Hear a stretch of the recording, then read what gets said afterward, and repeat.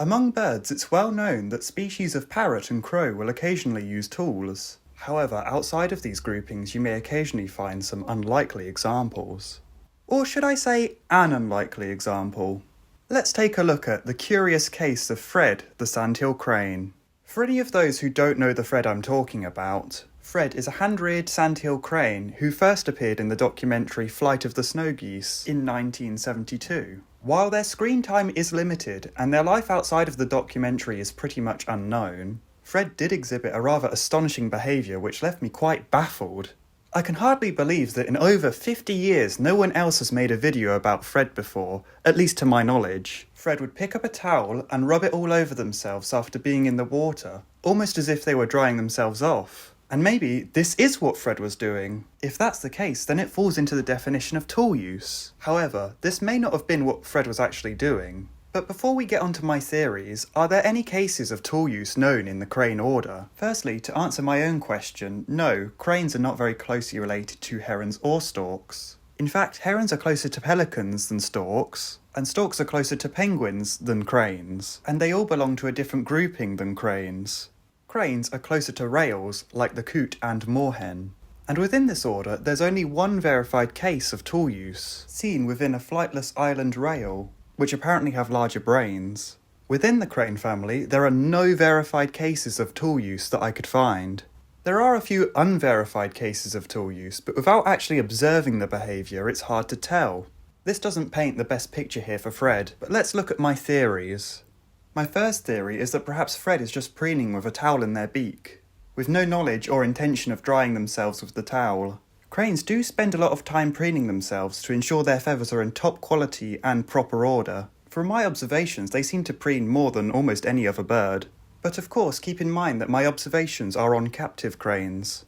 Most birds preen more after they've had a wash. And so Fred may have just picked up the towel and completely separately just tried to preen themselves with the towel still in their beak. This may sound unlikely, but if it's something like a fixed action pattern, where the behaviour is sort of completed automatically, then this may explain why it happened. But there's a few big problems with this theory. First of all is the fact that Fred has done this on multiple occasions, making it less likely to be an accident. Also, the way that Fred uses the towel is not really reminiscent of preening behaviour, where typically each individual feather is sorted out meticulously. I think this may be enough evidence to disregard this theory. Theory 2 is that Fred is mimicking their parents without understanding what the towel is actually being used for. Now when I say parents, I'm talking about parents from their perspective, which in this case are the humans that Fred has imprinted on. Fred sees the two humans drying themselves off with towels. They may then copy the behaviour without knowing its purpose. Young birds do frequently mimic their parents. While this theory is possible, it is still a bit of a stretch, as there's just not enough evidence to suggest that cranes mimic their imprinted parents in such a complex manner. I'm still reluctant to disregard this theory entirely, but I think one of my other theories has more evidence to support it. I will say the next two theories can incorporate the parent mimicking theory, so we'll let it stay for now. Theory 3 suggests that Fred is a clever, smart bird. A bird who actually understands that a towel is used for drying. Fred, the tool-using crane, who picks up the towel in order to dry themselves off. What an absolutely fascinating idea! Too bad it's one of the weakest theories I have. Look, as much as I want Fred to be using this towel properly in the way it's meant to be used, the truth is it's probably quite a big stretch for them to be doing this, as it requires a somewhat deep and unnatural understanding of a human item. And as mentioned before, tool use is not documented in this order except for the one rail species. Plus they wouldn't even really have a need to dry themselves off with their waterproof feathers. Now I don't have the brain of a crane, and perhaps Fred was an anomaly, so I'm reluctant to say for sure that Fred was not using the towel to dry themselves, but my final theory has a lot more evidence to back it up. And it's also still very interesting, as it's a behaviour I didn't even know sandhill cranes did. And so without further ado, Theory 4, painting. Sandhill cranes exhibit a very unusual and unique behaviour, where they pick up mud and proceed to spread it all over their feathers.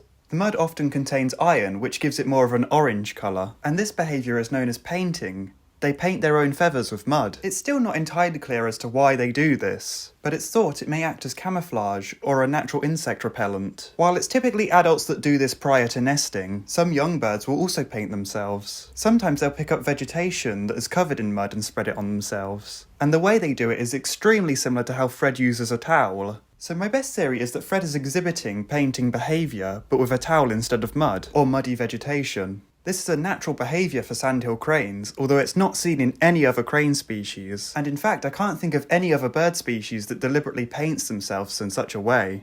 And so while obviously Fred is not actually applying any mud, there could be something about a damp towel that triggers that sort of behaviour as if it was muddy vegetation. Or, as I've previously mentioned, they could be mimicking their parents' towel painting behaviour. And so this is my best guess, my superior speculation. Obviously, it might be wrong, but I think there's enough evidence to support it. I do find it quite funny that I ended up finding out about this behaviour from a documentary that's over half a century old. So thanks, Fred. I hope I gave you the recognition you deserve.